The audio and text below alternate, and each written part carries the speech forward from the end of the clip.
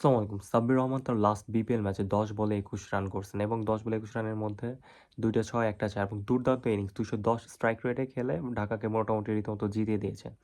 এবং সাব্বির রহমানের সাথে জুটি বেঁধেছিলেন ওই ম্যাচে শামীম হোসেন পাটোয়ারি। তাদের ২ জনের পার্টনারশিপ ছিল ১৮ বলে ৩৬ এবং সাব্বির রহমান কিন্তু এর গতবারের বিপিএলেও কিন্তু খুব ভালো ব্যাট করছেন এবং উনি গতবারের বিপিএলে কিন্তু ৪ নম্বর পজিশনে খেলেছেন এবং ৪ নম্বর পজিশনে যেই ধরনের ব্যাটসম্যান বা যত দেশীয় ক্রিকেটার খেলেছেন তাদের মধ্যে সবথেকে বেশি স্ট্রাইক রেট ছিল সাব্বির রহমানের এবং ১৮৮ স্ট্রাইক রেট।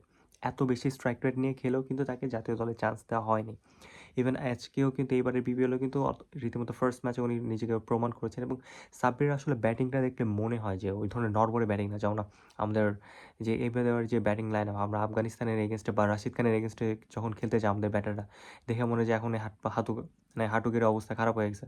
হাত পা কাঁপাকাঁপি শুরু হয়। কিন্তু সাব্বির রহমানের ব্যাটিং দেখলে কিন্তু মনে হয় না যে ওই ধরনের হাত পা কাঁপাকাঁপি একদম প্রপার ক্রিকেটীয় শট এবং টেকনিক্যাল জায়গা থেকে যে এত স্ট্রং তিনি যখন শট খেলেন তার মাথা কিন্তু ফল করে না। আমাদের মোস্ট অফ দ্য কেসে যদি নাইম শেখের কথা বলি বা আদার্স প্লেয়ার যাদের তাহিদ হৃদয় সবার কিন্তু মাথা ফল করে এবং যদি বেসিক ক্রাইটেরিয়াতে ভুল বিবেচনা করি সেক্ষেত্রে কিন্তু জাকির আলী অনেক আছেন। জাকির আলী অনেক কিন্তু দিনের পর দিন সুযোগ পেয়ে যাচ্ছেন, অথচ কিন্তু সাব্বির রহমানের মতো প্লেয়ার যারা টেকনিক্যালি অনেক স্ট্রং, টেকনিক্যালি মানে এক্সপেরিয়েন্সড, এত ক্যাম্পেইনার, এই ধরনের ক্যাম্পেইনার কিন্তু তারা কিন্তু সুযোগ পায় না। তাদের একটা টিকটকার তকমা বা উল্টোপাল্টা খেলার মাঠের বাইরের তকমা দিয়ে কিন্তু আসলে তাদের খেলা থেকে দূরে রাখা হয় এবং মূলত দূরে রাখার কারণ কিন্তু একটা সিন্ডিকেট। একটা সিন্ডিকেটের জন্য সাব্বির রহমানের মতো তারকারা কিন্তু দলে আসতে পারে না। যেমন নাসির হোসেন। নাসির হোসেন কিন্তু একটা টাইমে তাকে যে কেন বাদ দেওয়া হইছে, কি বাদ দেওয়া হইছে এটা কিন্তু কেউ জানে না।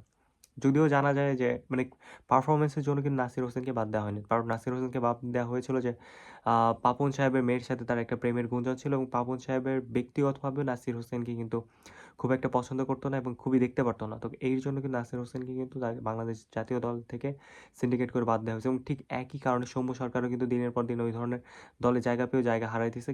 কিছু স্পেসিফিক কিছু কোরাম পূরণ করার জন্য। যেমন জাকির আলী অনেক তাহিদ হৃদয় যে একটা ইসের কোটা যে একটা কুমিল্লা ভিক্টোরিয়ান্সের যে কোটা, এই কোটাটা ফিল আপ করার জন্য কিন্তু এদেরকে দল থেকে বের করে দেওয়া হচ্ছে। যারা যোগ্য প্লেয়ার আরও বেটার ডিজার্ভ করবে হয়তো এরা আসলে খেলার সিনারিওটা চেঞ্জ হতে পারে। আপনি নিঃসন্দেহে বলতে পারেন জাকির আলী অনেক অথবা সাব্বির রহমানের ক্ষেত্রে যদি বলি ১০০ জনের মধ্যে যারা ক্রিকেট বোঝে ১০০ জনই সাব্বির রহমানকে ভোট দেবেন। কিন্তু আমাদের যে টিম ম্যানেজমেন্ট, আমাদের যে সিন্ডিকেটের যে কোরাম, আমাদের গাজী আশরাফ লিপু যে ধরনের সিলেক্টর নির্বাচন করেন তারা সবাই কিন্তু একটা সিন্ডিকেটের পার্ট এবং এই পার্টটা করেই দেশের ক্রিকেটটাকে ধ্বংস করছে। আমাদের দেশের পলিটিক্সটা যেমন কারাপ্টেড, দেশের সমস্ত সিস্টেম যেমন কারাপ্টেড, ঠিক এর থেকে বড় নোংরামি খেলা হয় ক্রিকেটের মধ্যে এবং সবকিছু সবথেকে খারাপ ব্যাপার হলো এই পলিটিক্স জনগণের হাতে থাকলেও কিন্তু এটা চেঞ্জ করা যায়। কিন্তু ক্রিকেটটা আসলে কেউ চেঞ্জ করতে পারতেছে না এবং দিনের পর দিন হাহাকার, হুহুকার করে কিন্তু কোনো লাভ হইতেছে না।